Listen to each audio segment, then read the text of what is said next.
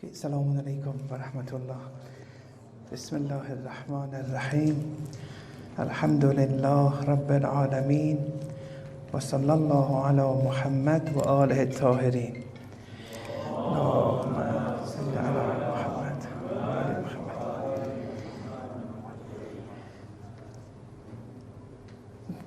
So following from last night's speech, the haqiqah, the truth, is what we're aiming for. And to reach that haqiqah, you have to go through the tariqah, and to reach that tariqah, you have to master and consolidate the sharia. Then the verses of last night was speaking about going through the burdens, but through tawheed. Going through the burdens via the noble ethical traits, but through tawheed. Sometimes through tawheed you have patience. Sometimes you have patience because that's your natural disposition. You inherited it from, for example, your parents. These two aren't the same. We want to acquire the noble ethical traits through tawheed. Then the following verse, that after last night's verse in Surah Al-Baqarah, it suddenly says Safa and Marwa are the slogans of Allah. Now what I want to try to do is, what is the link here? Because the succeeding verse is always in relation with the preceding verse. This applies even to words, even to letters of the Holy Quran. This is God's word.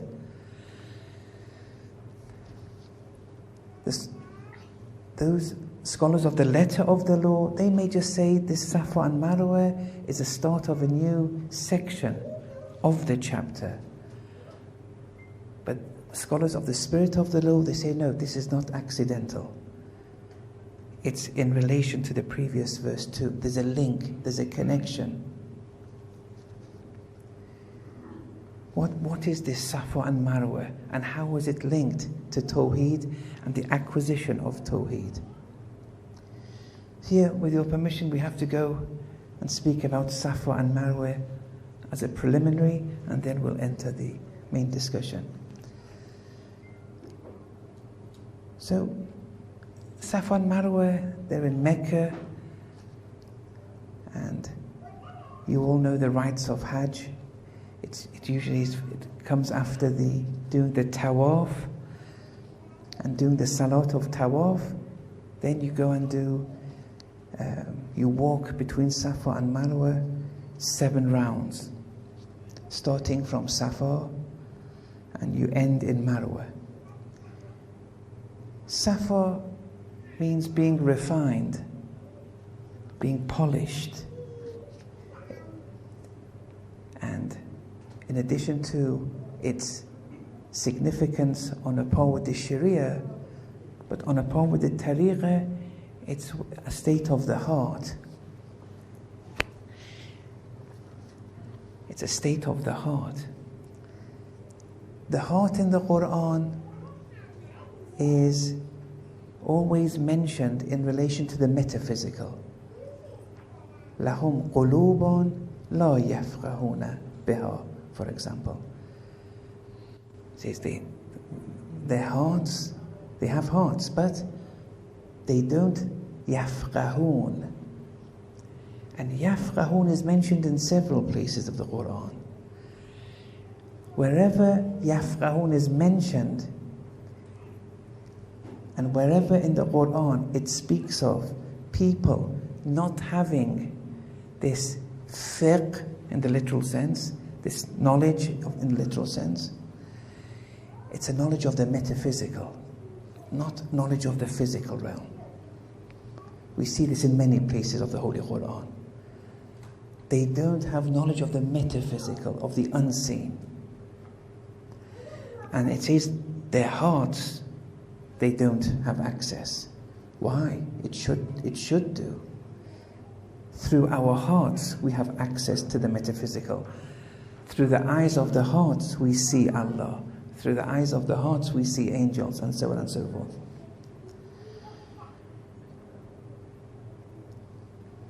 What is it that makes the heart not be able to see Allah, see the angels? It's not polished enough. It's contaminated with sins, with pollutions. And as a result, these hearts, they don't see, they don't have knowledge. But knowledge of what? The physical, sensible realm? No. The metaphysical. They're polluted. So here in Safar, this is what it's signifying. There's a process of the polishing of the hearts in this process of Safa and Marwa. This sa'i, the endeavor we make and walk the 7 rounds between Safa and Marwa. In Safa, the significance is there's a polishing of the heart that has to happen. Because only when that happens, you can see Allah subhanahu wa ta'ala. You can see the tawheed you've acquired after your tawaf. Marwa, here, this is literally translated as a kind of manliness, an ethical manliness, where it's all about incorporating the noble ethical traits. It's all about suppressing the ego. Because all the ethical vices is traced back to the I, the ego, at the end of the day. You don't want someone to have something, you're jealous. I have it, I don't want them to have it. I have it, I don't want them to have it. Jealousy, for example. I don't have it and I don't want them to have it. Or I have it with miserliness, you have it, but you don't want them to have it. With greed, for example, you want more of something. It's always traced back to the ego here. And this ego has to be suppressed through the noble ethical traits.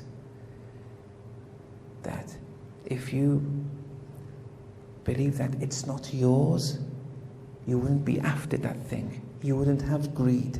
You wouldn't be jealous. And we gave a few examples last night that through Tawheed, if you see that this quality, this wealth, this honor, all these examples, if it's only Allah's, then that will help you to suppress the ego. It's not mine. Why should I be jealous? Why should I be greedy? Why shouldn't I forgive? All honor is Allah's, all respect is Allah's, all the wealth is Allah's, health is Allah's. We have to incorporate these noble ethical traits, but through Tawheed. Someone may forgive if someone did something disrespectful to someone. They may forgive because it's their inner disposition. They're forgiving by nature. Their Tawheed isn't increasing in the process. But someone who, through Tawheed, has learned and incorporated that all honor is Allah's, nothing is mine. Only He grants, only He takes. Then he forgives. That is getting closer to Allah, because he's done it through Tawheed. The other one did it through, it's an inner disposition. This thing of humanism and humanitarianism, it has no impact on one's nearness to Allah. They did it for humanitarian reasons. That's okay, it's good. But they may be very distant from Allah. Humanitarianism does not by default mean you're getting closer to Allah, because that is without Tawheed. Yes, you may be a humanitarian and You may incorporate those noble ethical traits through Tawheed too. That's okay. You have both of them. You may genetically have inherited some noble ethical traits, plus you incorporate those noble ethical traits through Tawheed. So much the better. But just because your nature is like that, or you're acting humanitarianly, that has no bearing on Tawheed. Tawheed is something else. You have to learn it first. Then you have to believe it. All wealth, all life, health, all food, capital, honor, all this is Allah's. This has to be first understood and then truly believed. And now you can start incorporating the noble ethical traits. But through Tawheed, not through other means. You have to be careful with these new isms which come. You have to be very careful. Usually it's an attack on Tawheed at the bottom of it. Yes. So with Marwa, it's a case of incorporating the noble ethical traits. So, when you go to do the endeavoring, the sa'i between Safa and Marwa, you already have some degree of Tawheed, X degree. You're a beginner. With that, you go and do the sa'i. Where do you start? They say Safa. You start at Safa. But when you're in Safa, you have to be attentive only to Marwa. So the starting point in reality is going towards Marwa. You came with some Tawheed. With that Tawheed now, however little it is, you are now attentive to Marwa and incorporating the noble ethical traits with the Tawheed you've acquired in the Tawaf, for example. And in the treatises of the Sharia, it says you have to be attentive. You have to be always looking at Marwa, facing Marwa in your journey. If you turn around and take a few steps back with your back facing Marwa, then you have to redo those few steps. Now some people may say, come on, these are petty little legal Sharia things. Well, what has to be with Allah? Forget the little things. Oh, no, that's a very big fault. These people don't see the relationship between the Zahir and the Batin. Look, moment to moment, you are building your heaven or hell. Moment to moment, as you act, speak, transact, deal with people. It's all happening. If you knew facing the back against Marwa and you don't compensate it, if you had seen the reality of it, you would never do it. You would listen to the Sharia, word after word, to the dot. Because it's a narrative of the Batini realm, of the metaphysical realm. Things are happening when you're doing the sa'i between Safa and Marwa. Things are happening. You are either gaining or losing. If you had seen, or were you to see, what was really happening in the metaphysical realm, as you do something correct or incorrect on a par with the Sharia, you would definitely compensate. There's no doubt about it. It's like a doctor going against protocol in an operation, and then someone saying, oh, it's only a small bit. It's only a small bit that you left uncovered, for example, in the intestines. Nothing will happen. You see, that kind of thing. So you're facing first towards Marwa. Sa'i involves you first going towards incorporating the noble ethical traits. You've entered with some degree of Tawheed. Now you're, through Tawheed, incorporating the noble ethical traits, then you face Safar. After incorporating X degree of noble ethical traits, now you're going towards Safar, and now with the help of the tariqah and incorporation of the noble ethical traits, your Tawheed should get stronger. When your Tawheed gets stronger, again you go back to Marwa. Stronger Tawheed, you can now incorporate more noble ethical traits. Then you go back to Safar. Stronger noble ethical traits, the tariqah, your Tawheed will become stronger 7 times. This is what Safar is about. It's one batini meaning of Safa and Marwa. There are many other batini meanings of Safa and Marwa. One is the story of Lady Hajar, alayhi salam, for example. But in the Quran, there's one story with one of the awliyaullah, or maybe one of the prophets, by the name of Dhul Qarnayn. And some of the Urafa have made the connection between the story of Dhul Qarnayn and Safa and Marwa. And remember, don't lose the plot. The whole story of Safa and Marwa was in relation to the acquisition of Tawheed through burdens. But via the tariqah, via the noble ethical traits.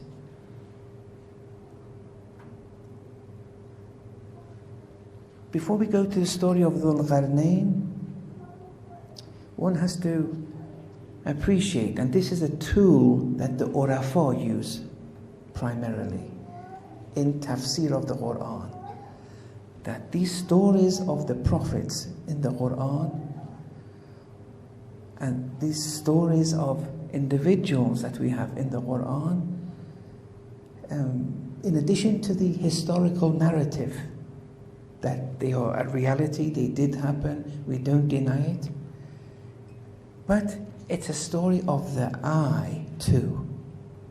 It's a story of me.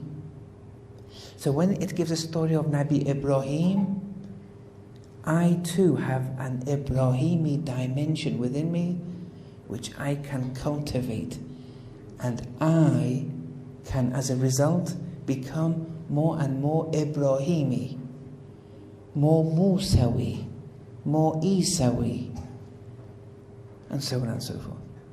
It's a story of me. Who am I? What I can become.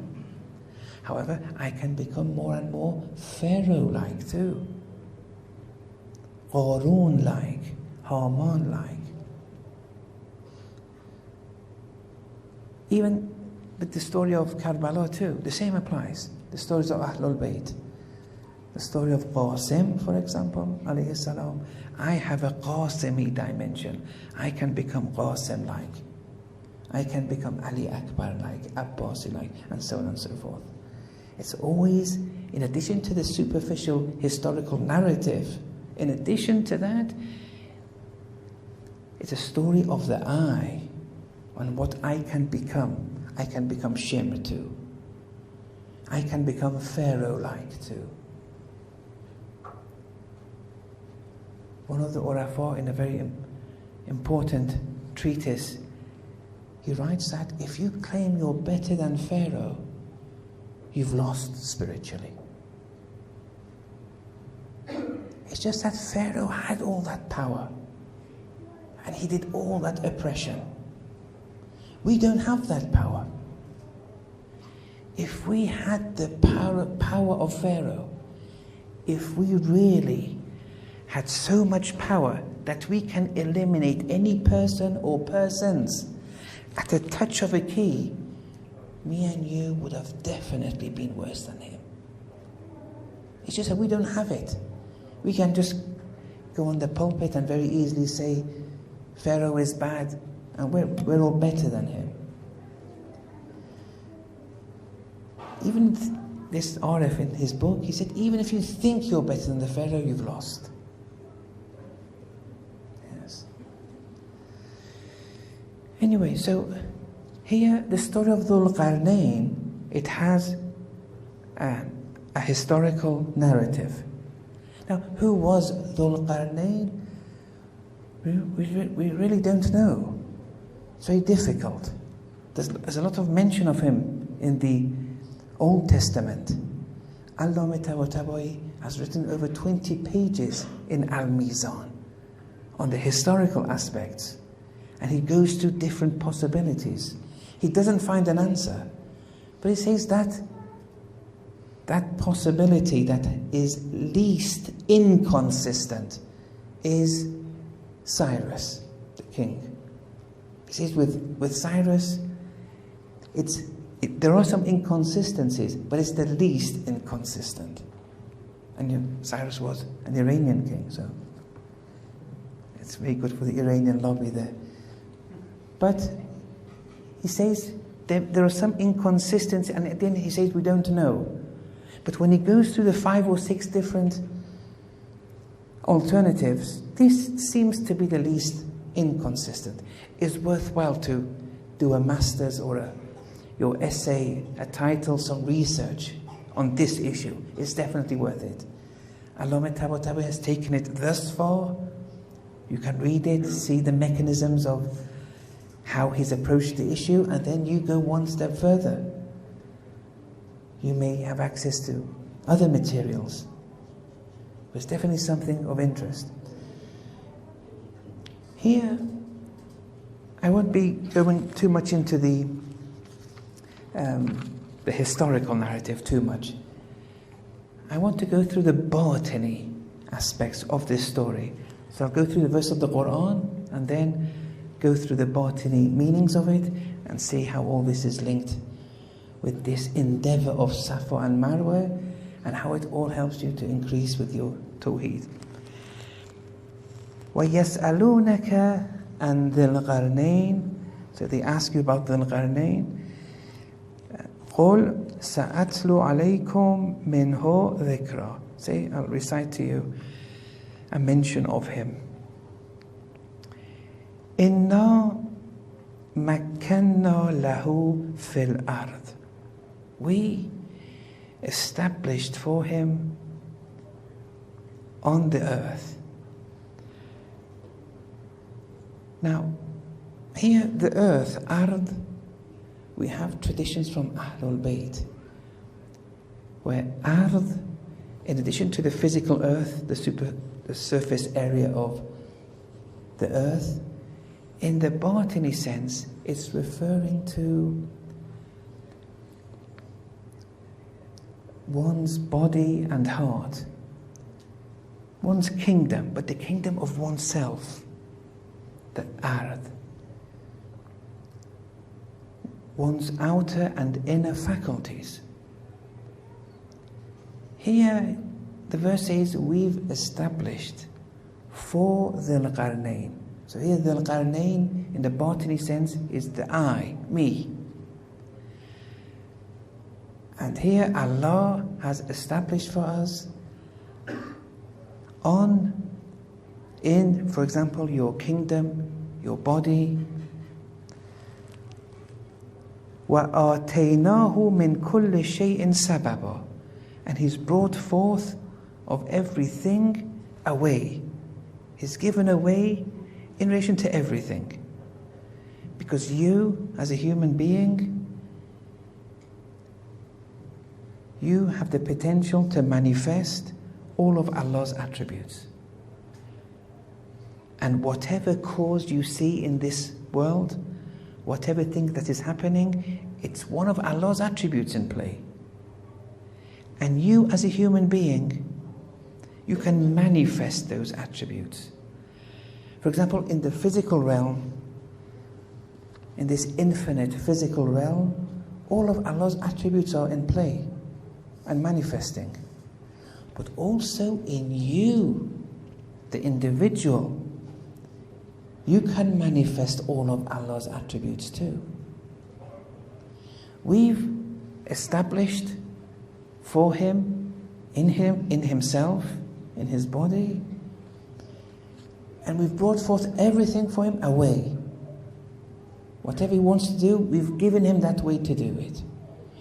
For me and you too. in our quest towards perfection, we have the way to attain to perfection within us, and we can use it. فَأَتْبَعَ السَّبَبَ, and he followed the way, or a way. The eye can act on a par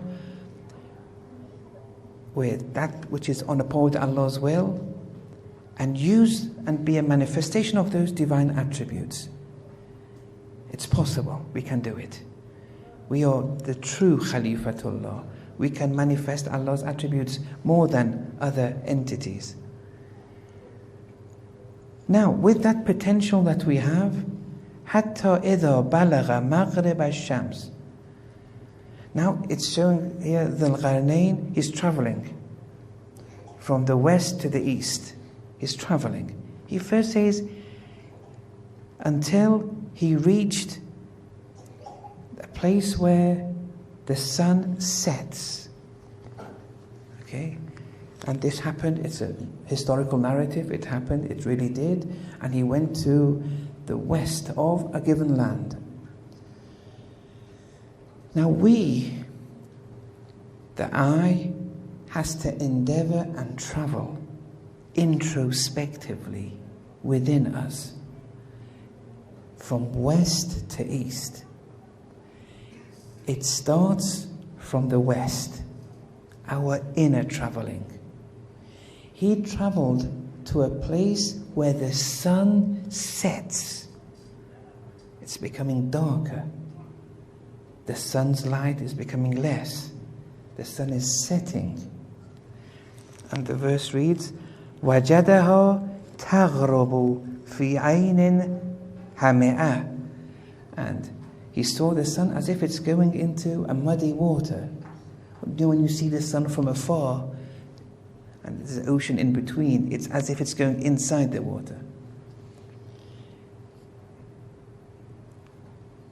We travel within.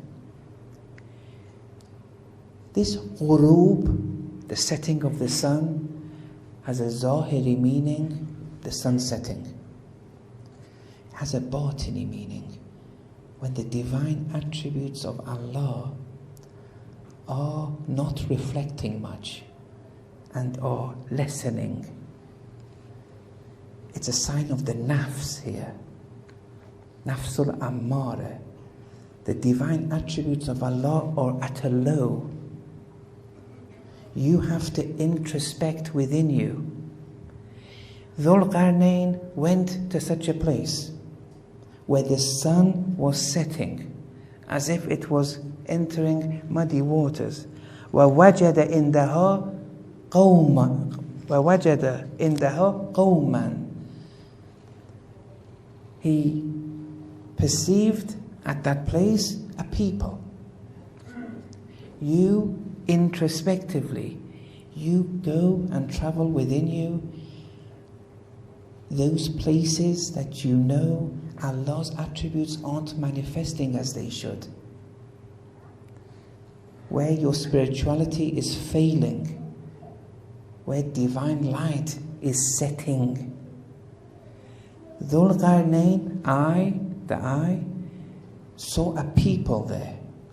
You see your faculties within you, and that those faculties are failing with respect to manifesting Allah's attributes. قُلْنَا, we said, يَا ذَا الْقَرْنَيْنِ, we said, oh, Dhul Qarnayn. It shows here he was a man of God, he's speaking with God. Well, Allah is speaking with him. إِمَّا أَن تُعَذِّبَ, either you punish those people in the historical story, وَإِمَّا or أَن تَتَّخِذَ فِيهِمْ حُسْنًا, you adopt with respect to them decency, goodness. You, in the batini sense, you travel within, you introspect. You start with areas where you feel you're failing. Look in Safa and Marwa too. Look, where do you start? True, you start with Safa, but your attentiveness at the beginning is towards Marwa. And which divine attributes you haven't incorporated or which are minimal. You see the faculties within you which are failing in disclosing the light of Allah subhanahu wa ta'ala. Dhul Qarnayn, I got the instruction from Allah. You have to either punish those faculties or you have to be lenient with them. Those faculties, you have to either punish or you have to be lenient. Introspectively, faculties are failing. Some may not be failing. The prescription is you have to punish or you have to show kindness to those faculties. How?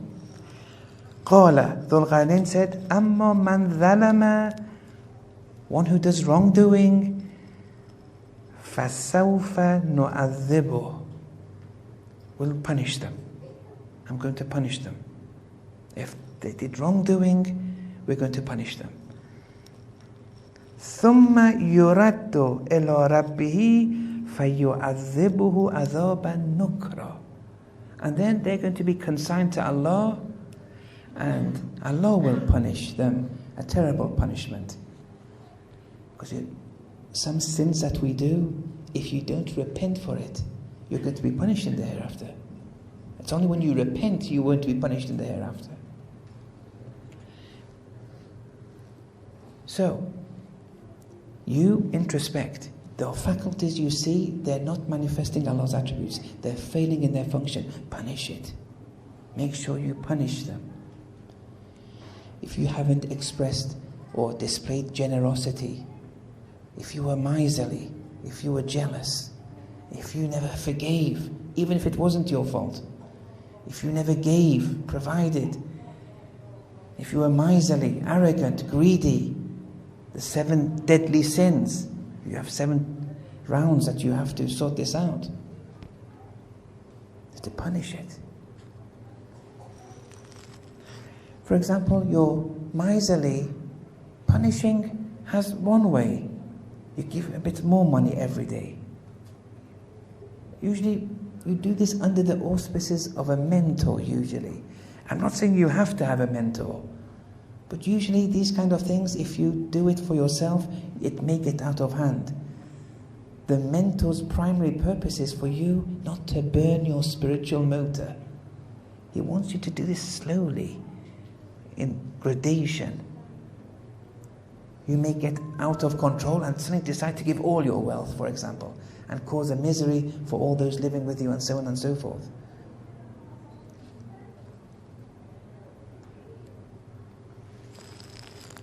وَأَمَّا مَنْ آمَنَ وَأَمِلَ صَالِحًا.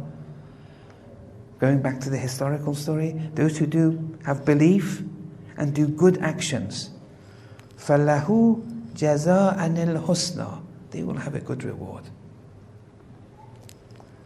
وَسَنَقُولُ لَهُ مِنْ أَمْرِنَا يُسْرًا, and we, of our command, we shall speak to them with ease. They're doing good. They're doing good. We'll be lenient with them. We're not going to be harsh with them. They had faith and they had good actions. You too, in your introspection, some faculties are on a par with those divine instructions and prescriptions. Let them continue. Don't be harsh with them. Be lenient with them. Let them continue their ways. But if those faculties within are failing, you have to punish. ثُمَّ أَتْبَعَ سَبَبًا, and then he continued with a way. This next one is now traveling towards the east. Introspectively, we have to also introspect the east within.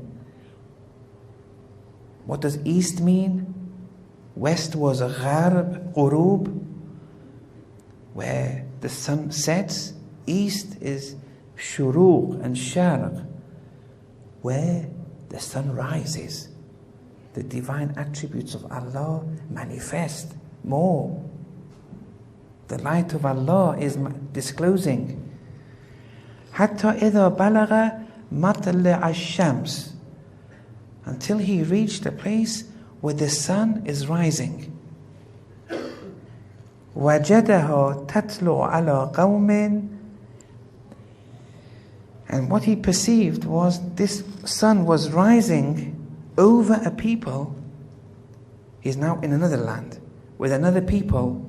The sun is rising, but here the sun's rising over the people was in such a state that لم نجعل لهم من دونها سترا, that we, Allah, didn't assign any shelter between those people and the sun. They had no shelter from the sun.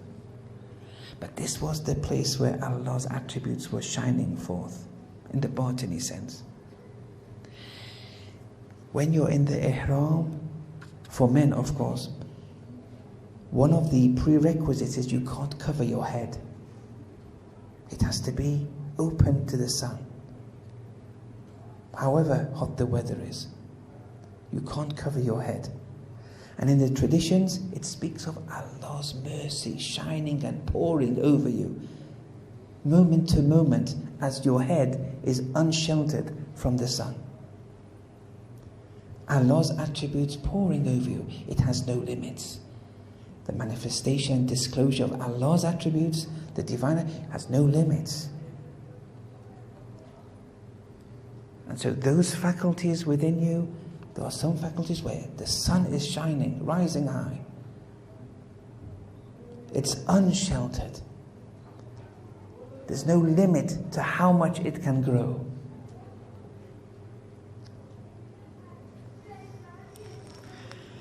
كَذَلِكَ وَقَدْ أَحَطْنَا بِهَا لَدَيْهِ خُبْرًا. And so it was, and we knew everything concerning him.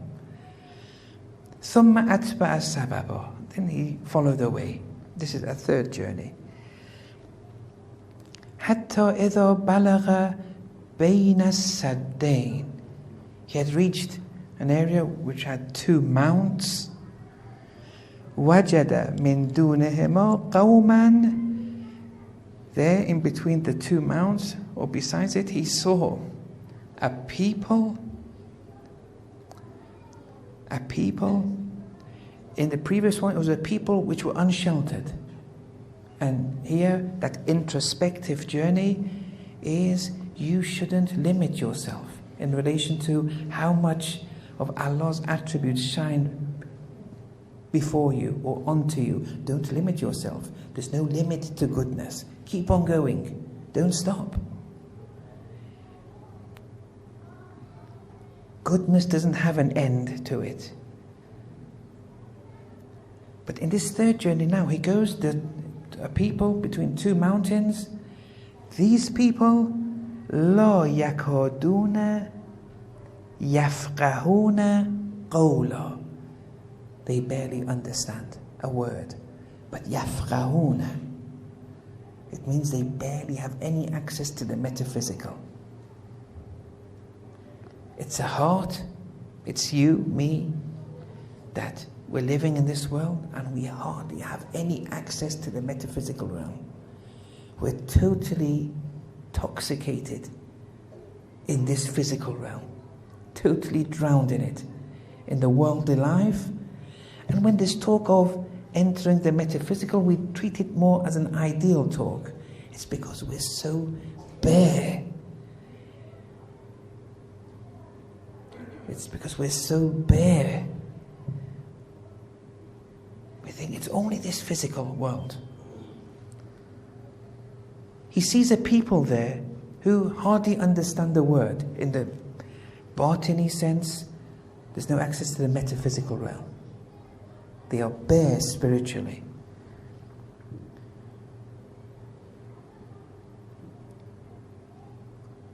Now, they say, قالوا, those people, يا ذا القرنين. I'll first go through the historical narrative, then the batini meaning. إن يأجوج ومأجوج مفسدون في الأرض. this tribe of Ya'juj and Ma'juj, they're spreading corruption. They're corrupt in the land.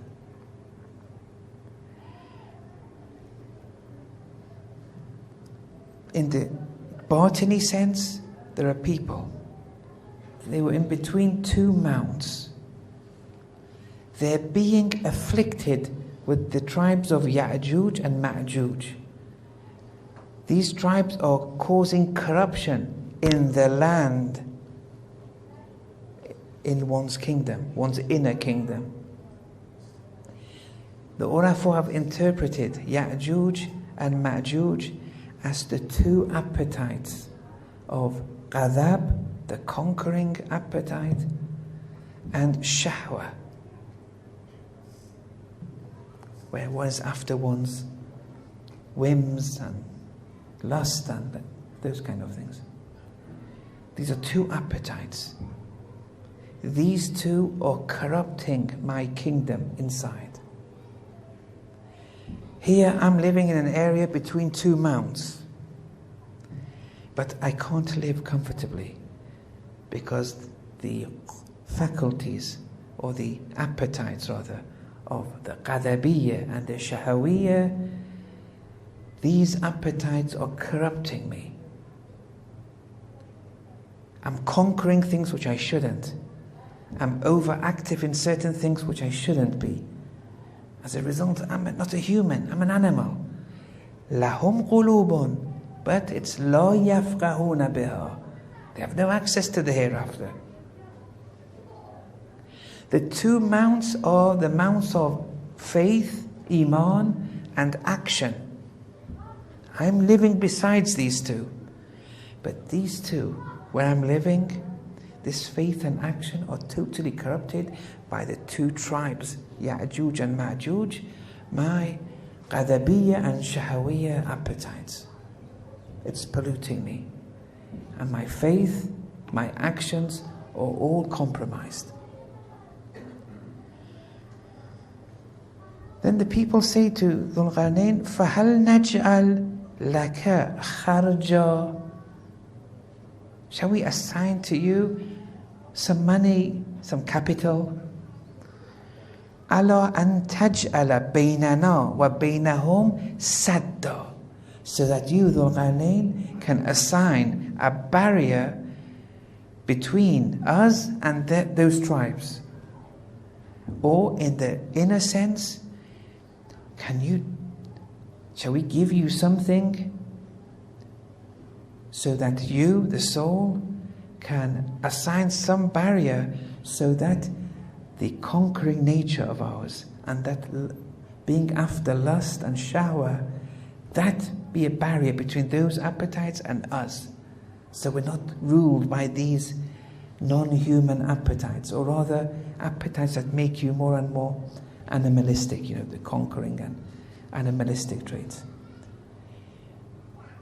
Shall we give you something, Dhul Qarnayn, so you can make a barrier so that they don't corrupt us? These appetites, we're being corrupted. And as a result, we have no access to the metaphysical. قَالَ مَا مَكَّنِّي فِيهِ رَبِّي خَيْرٌ. That which my Lord has established for me in this regard is better. You can't do anything. Allah has given the protocol. If I wanted to go through your protocol, that would be another animalistic, corrupt protocol. We can't make things up. You go through Allah's protocol. فَأَعِينُونِي, help me, assist me, Dhul Qarnayn says. بِقُوَّةٍ, through effort. You have to have effort here. You just show me your determination. And the result is أَجْعَلْ بَيْنَكُمْ وَبَيْنَهُمْ رَدْمًا, and I shall assign between you and them, assign a stronghold, a kind of a fort, so that you'll be protected from those tribes. In the inner sense, you'll be protected from those lethal and unspiritual appetites that can corrupt you easily. So what's the protocol? Atuni zubar al-hadid. Bring me sheets of iron. Okay? Sheets of iron.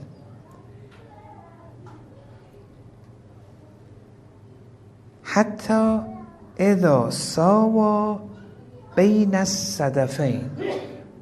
Until he leveled between the two mounts, he leveled them with those sheets of iron. So he put the sheets of iron one above the other until the two mounts, they were leveled off with these sheets of iron. So the two mounts in the Batini sense were faith and actions. You connected the two with your determination, with the sheets of iron. You're making an effort. And then, قَالَ أُنْفُخُوا. Blow into them. You know, with the bellows in those days, they would blow hot air. أُنْفُخُوا. Now the sheets of iron are there, blow hot air into them. حَتَّى إِذَا جَعَلَهُ نَارًا. Until they become fire. So then it's all connected together, the metal, the iron sheets all melting in fire, then connecting to one another, all merging as one strong wall. In the inner sense, look, until it becomes fire. Remember that tradition where, I mentioned the first night, where the awliya, through their deeds, they melt and they become more crystallized. They melt their impurities and become more and more sincere out of the love of Allah subhanahu wa ta'ala. You do things out of the love of Allah. You do things for Allah's sake. Allah's love in traditions of Ahlul Bayt is described as a fire that burns whatever comes in its way. And if you do things for Allah's sake with true ikhlas, you're burning all those impurities which are blocking you. You're blocking it. You become more and more purer. Your khulus becomes more and more. But it has to be done out of the love of Allah subhanahu wa ta'ala. Not for the love of the ego or for other people or other things. Khulus, it requires a lot of determination. It requires an iron will. An iron will. You have to place the sheets of iron. But that's not enough. You have to melt them through the love of Allah.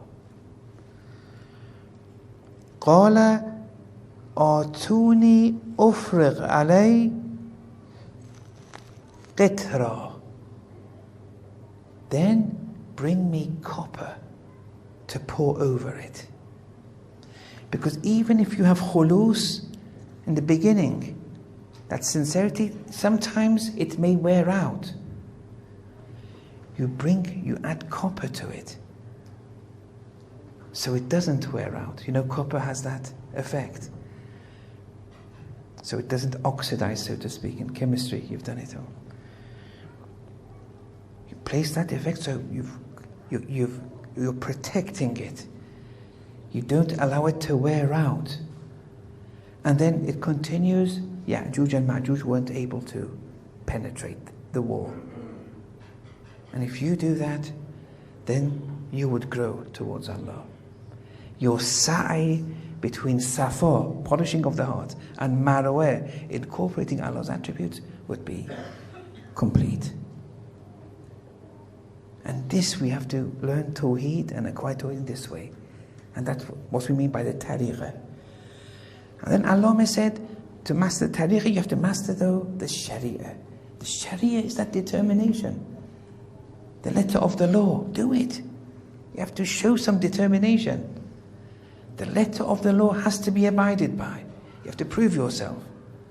You do that, and then you can succeed in the tariqah. You succeed in the tariqah, you'll succeed in the haqiqah, inshallah. Wa sallallahu ala Muhammad wa ala ta'ala.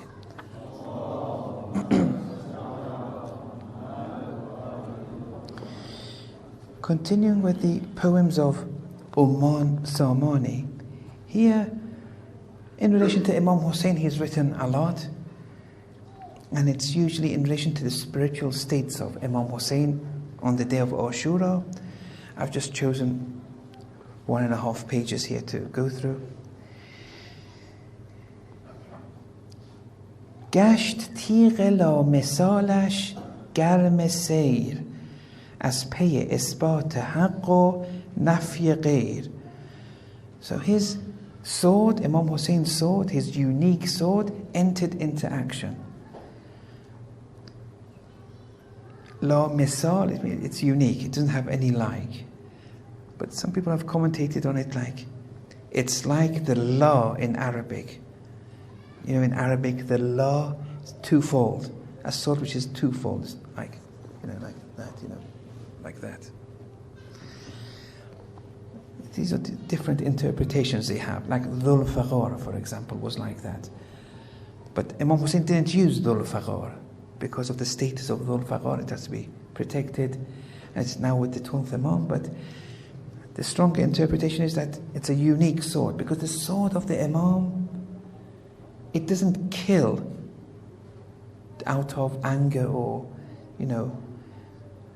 for reasons of war. It only kills those who, in all their line of descendancy, they see there's no one who has walaya in that line, and then they get rid of them. Sometimes with Amir al-Mu'mineen in the Battle of Siffin too. He wouldn't kill anyone.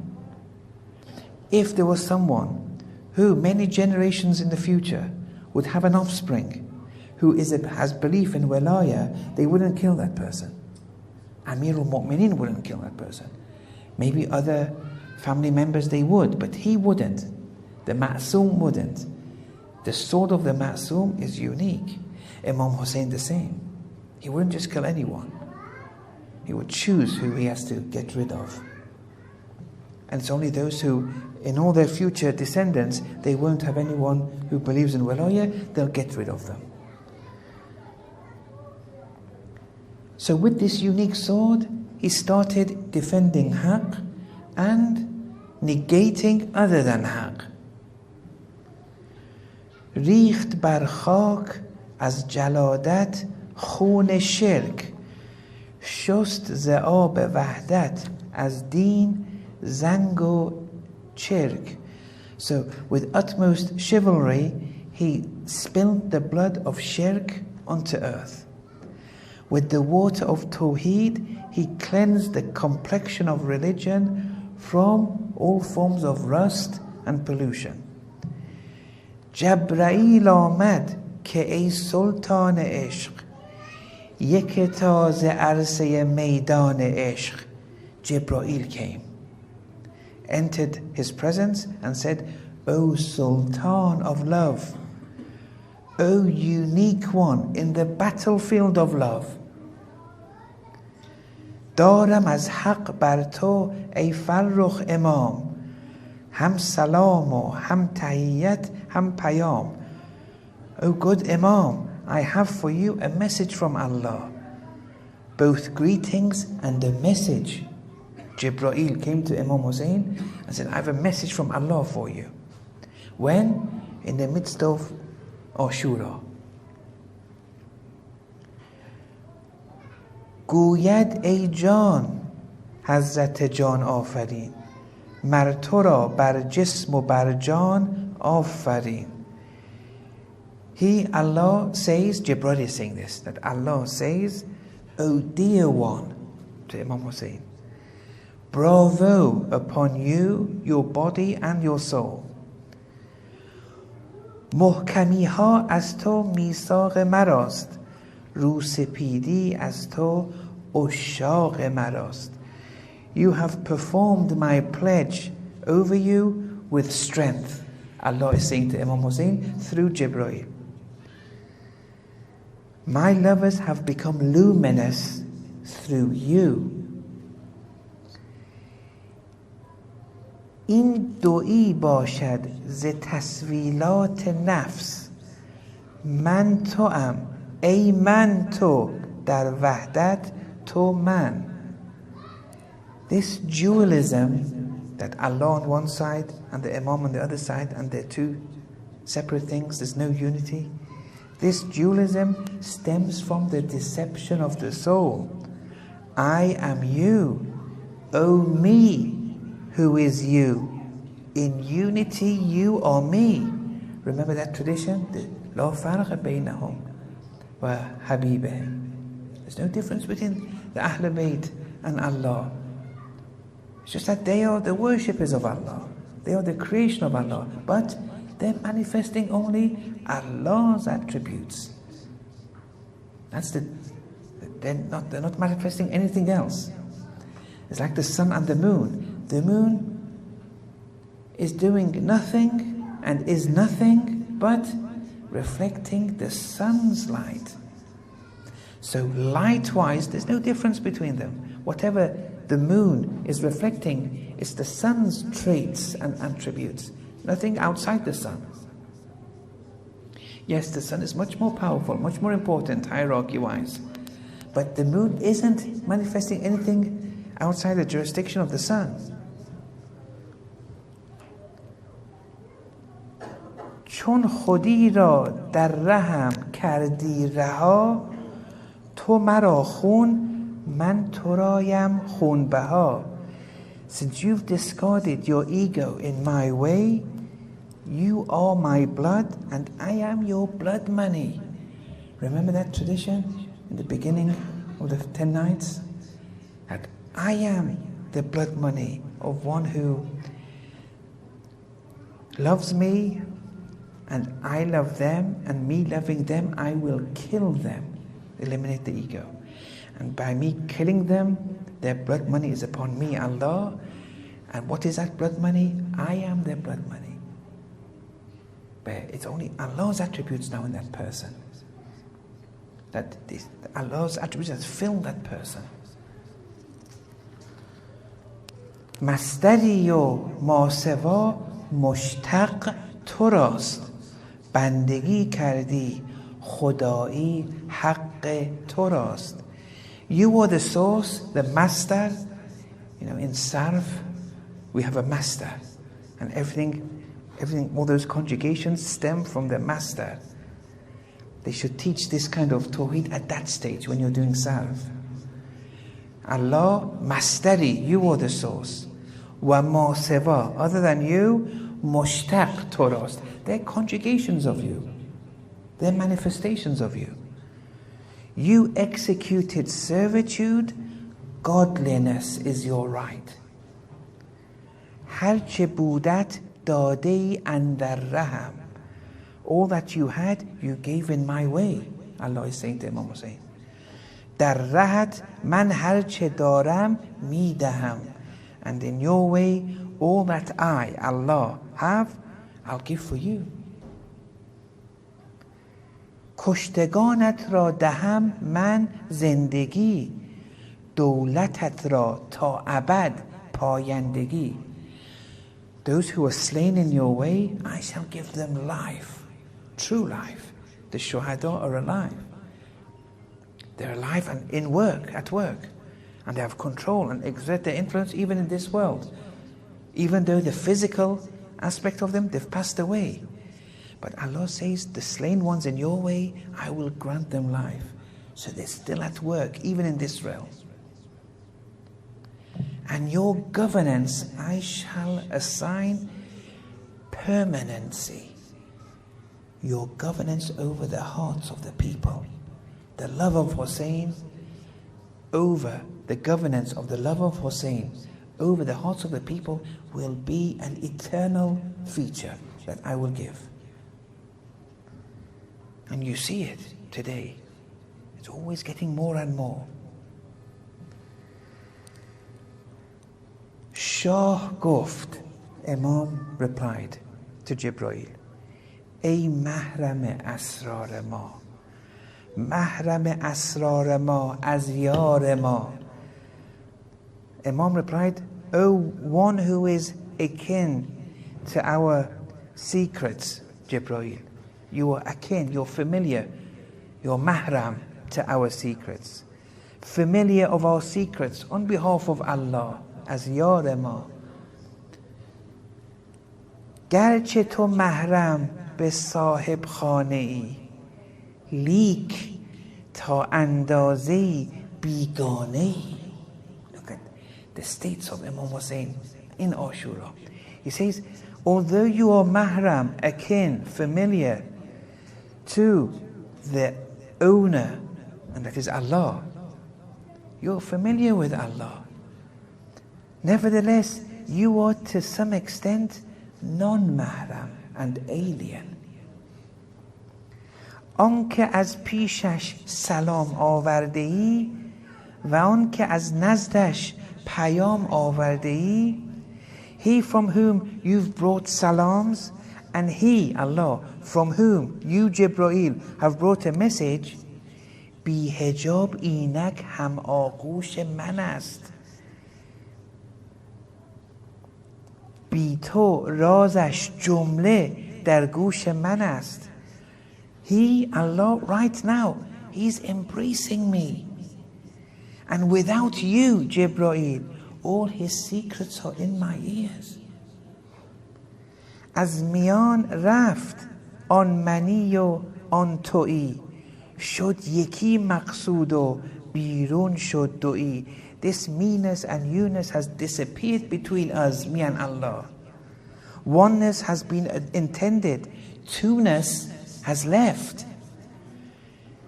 گر تو هم بیرون روی نیکوتر است. Oh Jibreel, if you were to leave us, it would be better. زان که غیرت آتش این شهپر است. If you don't leave, my غیرت, that dislodging, may burn your wings. I'm with Allah now. You're interfering. Whatever you're saying, it's all in my ears. There's a unity between me and Allah. If you interfere too much, your wings will be burned, like with the Mi'raj of the Prophet. جبرائیلا رفتنت از این جا نکوست, پرده کم شو در میان ما و دوست. O Jibreel, your departure from here is appropriate.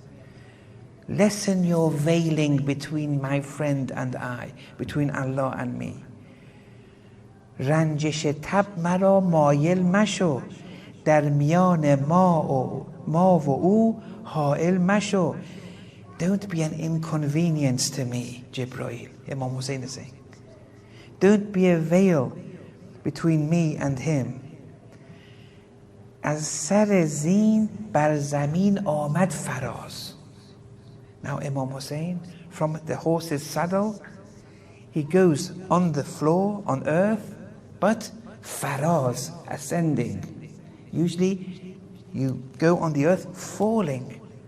The poet says he may have fell in the physical sense, but this fall after being injured from the horse onto the ground, he's ascending, getting closer and closer to Allah. وز دل و جان برد بر جانان نماز. And wholeheartedly, body and soul, he took to his Lord salat, the reality of salat, the presence of Allah. He fell from the horse, ascending, taking to Allah the essence of salat, being in unity with Allah. با وضوعی از دل و جان شسته دست, 4 تکبیری بزد بر هر چه هست.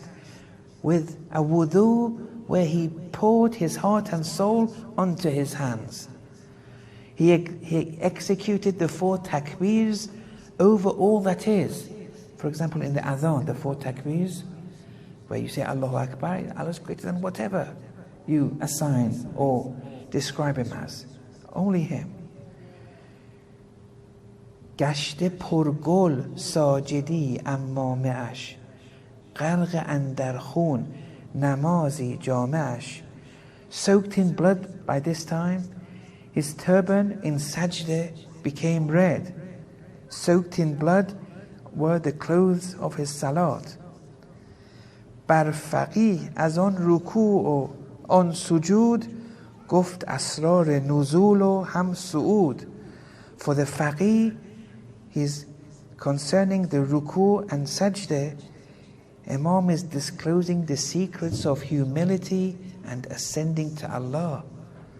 بر حکیم از آن قعود و آن قیام، حل نمود اشکال خرق و التیام.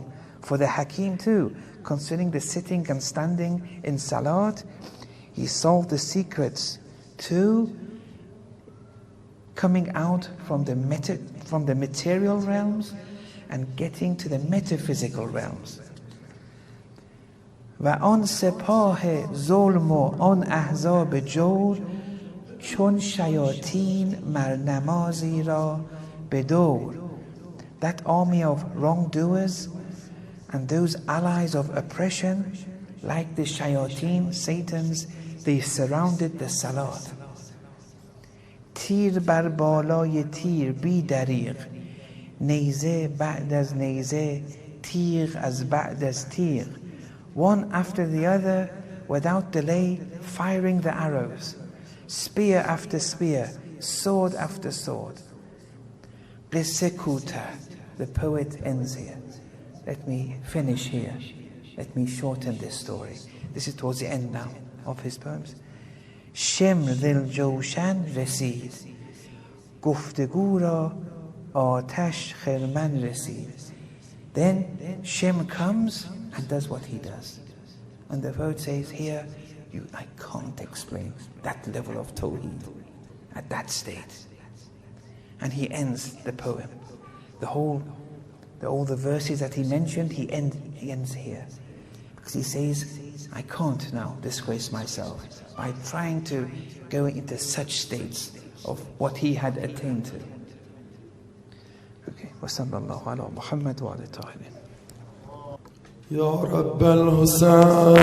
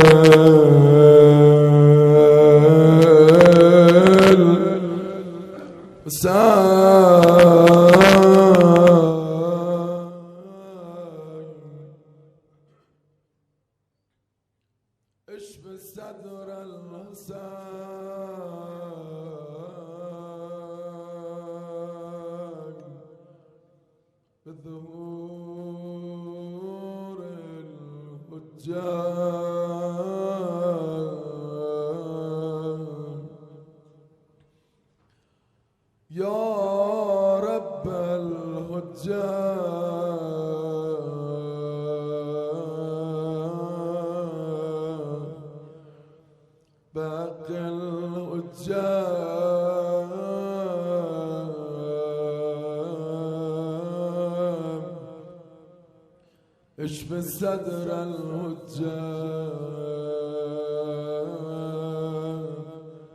بظهور الحجاب. شب عاشوراست، اونایی که اومدن با امام زمانشون برن کربلا، اونا صدا بزنن امام زمانشونو، اونایی که اومدن به امام زمان تسلیت بگن، اونا امام زمانشون صدا بزنن. آخه امشب شب سنگینیه برای امام زمان. علامه امیری رحمت الله علیه شب عاشورا که میشد برای امام زمان صدقه کنار میذاش، میگفت قلب امام زمان در فشاره، من و تو یه چیزی رو میشنویم گریه میکنیم، بعضی وقتا طاقت شنیدن نداریم، اما امام زمان همه مصائب کربلا رو با چشم خودش میبینه و گریه میکنه، همه مصائب رو میبینه. حالا با تمام وجودت امام زمان تو صدا بزن، بریم کربلا. یا صاحب زمان، یا صاحب زمان، تو رو خدا همه صدا ناله ها با آزاد بشه. یا صاحب،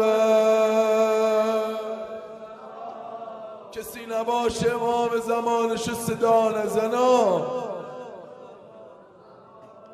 یا صاحب زمان،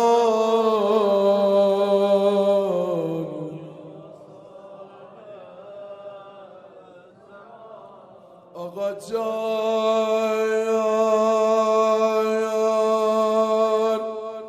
بدجور دل شکسته و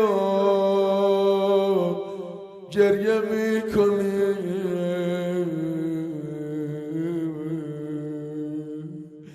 بدجور دل شکسته و گریه میکنی، از اشک چهره شسته و گریه میکنی، بگذار تا عبای تو را ما تکان دهیم، بر خاک ها نشسته ای و گریه میکنی. آقا جانم خدا صبرتون بده، خدا صبرتون بده. امشب به صبح امر بفرما طلوع مکن، امشب عجب خسته ای و گریه میکنی.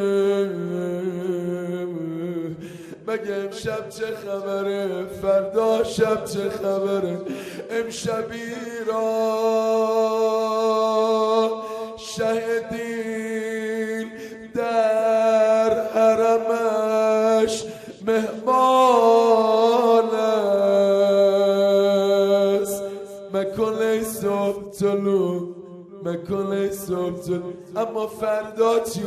عصر فردا بدنش زیر سم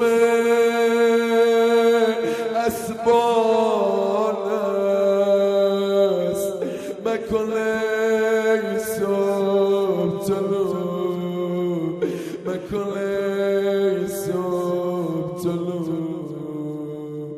امشب پسر فاطمه مشغول نماز است، بگم شب عاشورا ناله میزنی یا نه؟ کسی نباید شب عاشورا بدون ناله باشه. امشب پسر فاطمه مشغول نماز است، فردا سر او بر سر نی گرم نیاز است.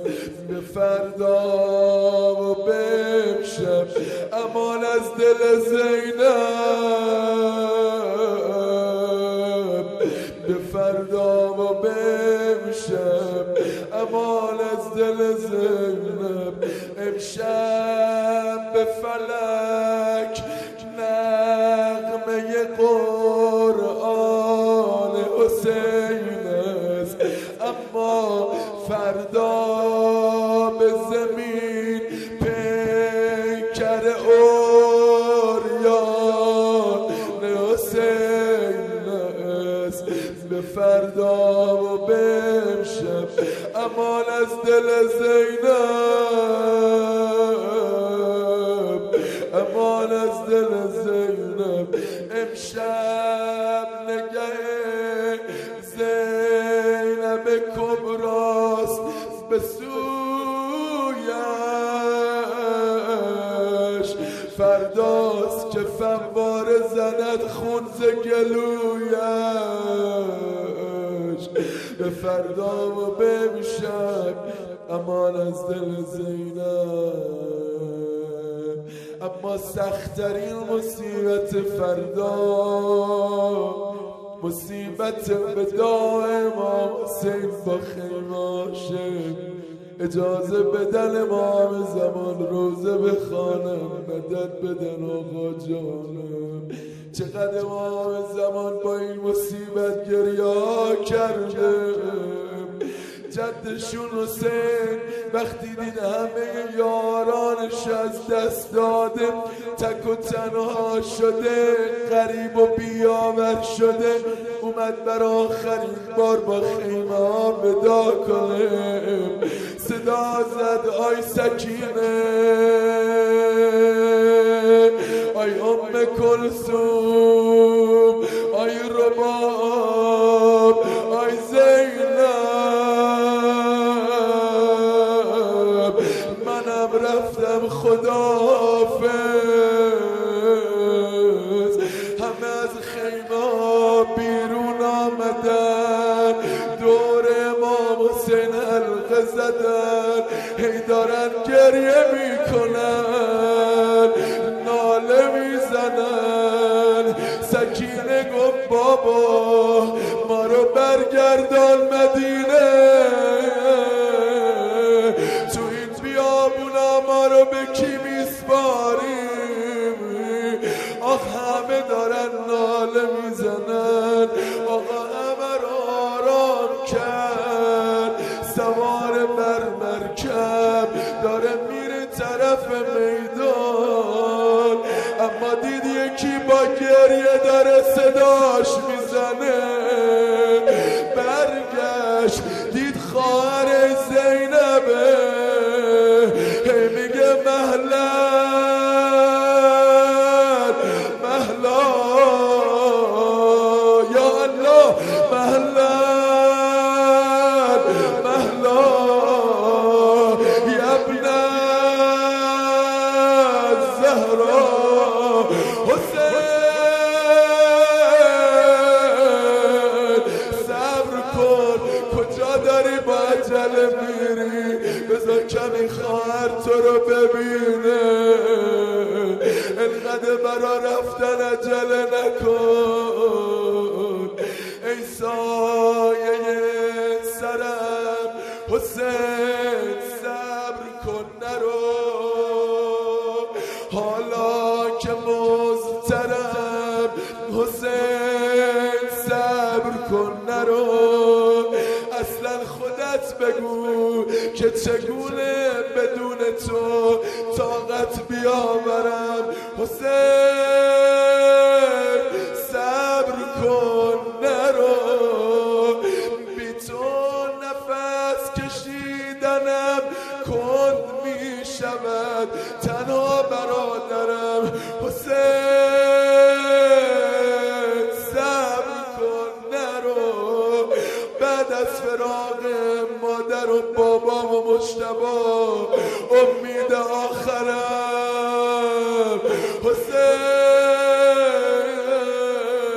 صبر کن نرو. آقا برگشت گفت چیه خواهرم، مگه نگفتم آرام باش، برا چی داری گریه میکنیم؟ گفت داداش وقتی داشتی میرفتی میدان یاد وصیت مادرم فاطمه افتاده. بابا یا صاحب الزمان عمه جانتون زینب فقط 3-4 سالش بود. مادر بهش وصیت کرد، گفت مادر زینبم یه روزی میاد میری کربلا. مادر من کربلا نیستم مادر. هر موقع حسینم میخواست بره میدان به جای من زیر گلوی حسینم و بوسه بزن. ای حسین تو رو خدا ناله بزن شب عاشورا. حسین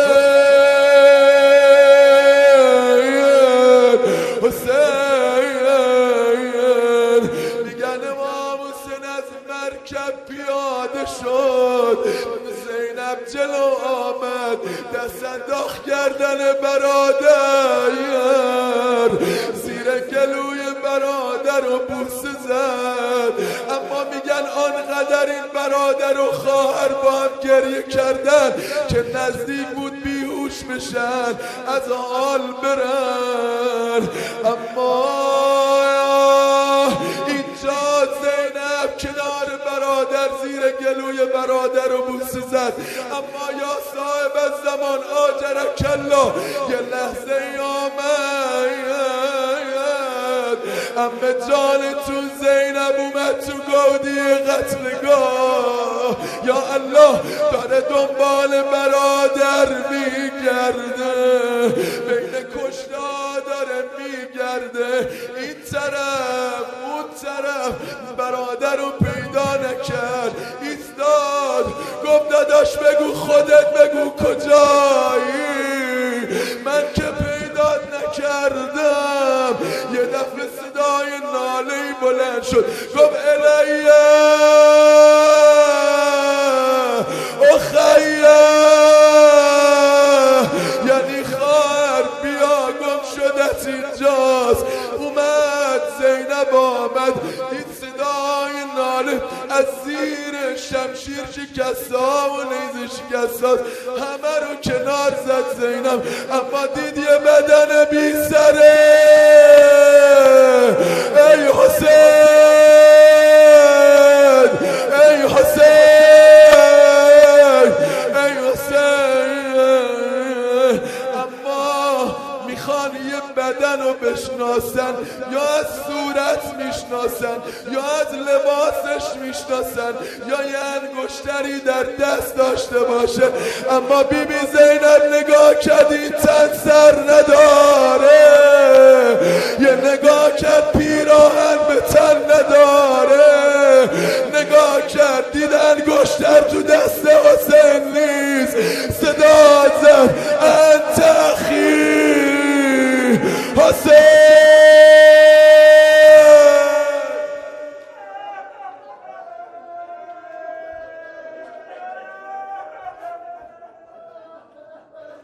قریب گیر آوردنت، قریب گیر آوردنت،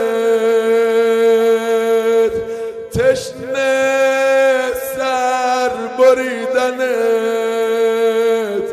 وای بمیر خواهرت، وای بمیر خواهرت، وای بمیر خواهرت. قریب گیر آوردنت، تنها گیر آوردنت. وای بمیر خواهرت، وای بمیر خواهرت، وای بمیر خواهرت. بازم بگم یا نبی بی زینب داره کنار بدن برادر روزه میخوانه. رد شدن از رو بدنت، رد شدن از رو بدنت، با هرچی میشد زدنت، غریب گیر آوردنت. وای بمیر خواهرت، وای بمیر خواهرت. به قتلگاه آوردنت، به قتل